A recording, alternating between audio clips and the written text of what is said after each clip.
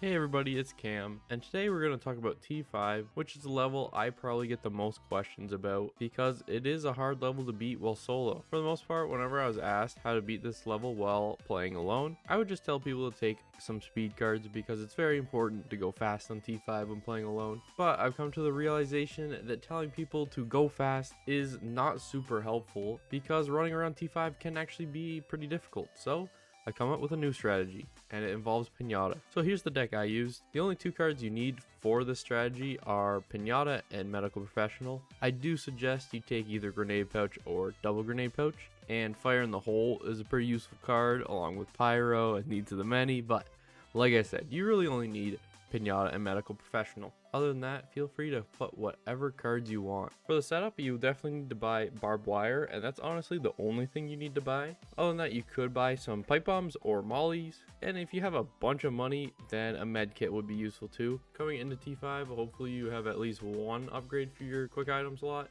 so that your Barbed Wire is a decent size. If you don't have an upgrade, think about using a burn card. So once the door is open, you should be running inside and placing your barbed wire on the set of stairs towards the front door. After you've placed your barbed wire on the stairs, I recommend opening up the one room on your left once you get up the stairs, because this room is going to be kind of your safe place and where you're going to be storing a lot of stuff. After that, you can go ahead and start farming. By that I mean sitting at the top of the stairs and punching Ridden into your barbed wire so that they die from the barbed wire. I find it's best to kind of sit on the right side behind the wall a little bit, because then your bots are less likely to kill all the Ridden as they're coming up the stairs, allowing you to farm them in the barbed wire, because when you kill them with the barbed wire, then there is a chance of them spawning something with Pinata. Hopefully from Pinata you can spawn some Molotovs and then start farming a little faster. And you just do this until you finally get a toolkit. Once you get a toolkit, you can go ahead and open up the minigun crate that is always on the balcony. With this minigun, I like to place it on the balcony looking towards the back of the house, because with this setup and where I usually stand at the top of the stairs, the ogre tends to walk towards the back of the house.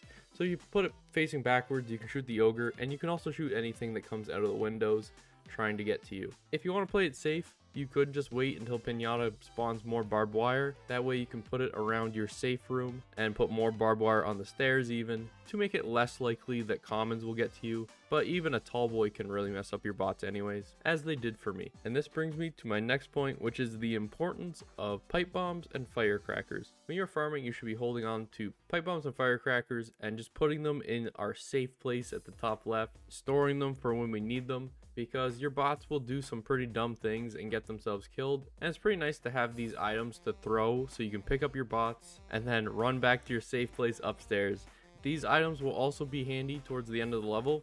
We will need quite a few of them, especially if you don't have offensive upgrades, but we'll get to that later. Other items you should be holding on to are medkits and defibs. These go with the medical professional aspect of this deck. Your bots are going to be going down a lot, especially if you want to play it safer with this strategy. So I'm only giving you a rough outline. You can play it as safe or as dangerous as you want to. If you want to go the safe route, you could just farm on these stairs forever, getting as much barbed wire as you want and filling the entire house with it. That's fully up to you. Or you can put down a couple barbed wire, kill the ogre, make some pipe bombs, and then go crazy. So now that you've killed the ogre and you've collected some pipe bombs, try to collect some barbed wire and then head to the other stairs. You're gonna place some barbed wire on this set of stairs, and this will solidify the top floor as your safe place. If you are ever in trouble, just run to the top floor, and then all the Ridden are going to have to funnel through your barbed wire, meaning you will be able to get away. Now that you've claimed the top floor as yours, you can throw some pipe bombs, and using this time run down to get a crate from the basement, and then take the crate back upstairs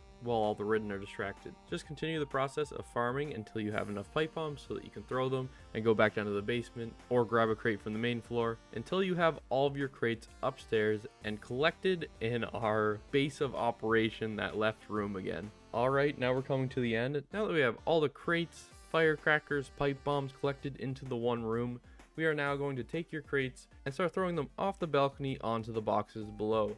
We're going to do the same thing with the pipe bombs and firecrackers, and whatever throwables you want to put down there, because once we jump off this balcony, we're most likely not coming back. Once you've thrown everything down onto the boxes, you can now start loading up the truck. It is possible to make the jump from the truck to the boxes. In my deck, the 2 speed cards I'm running are Mad Dash and Fire in the Hole. So if you have these cards, you can pretty easily make the jump, and it makes loading the truck a lot faster. Just keep jumping back and forth, throwing your pipe bombs when you need to. I like to throw the pipe bombs towards the back of the truck, and this is simply to do damage to specials if I'm lucky enough for a special to wander close enough to it. But yeah, that is my tutorial on T5 solo no hope. You could actually use the same strategy if you're playing with your friends as well. Whoever has Pinata should be holding the stairs and basically just farming as much stuff as possible. I actually found this way of playing T5 super fun. It was like I was playing an idle game almost. Anyways, let me know what you think of this strategy. If you're struggling with T5 solo, just go ahead and try the strategy out. It's definitely not the fastest way to beat T5, but I think it might be the safest way to beat T5 solo. We stream Monday to Friday and sometimes weekends on this YouTube channel, so subscribe to see when we're live and to see the next video we come up with. But until then, have a good one, everybody.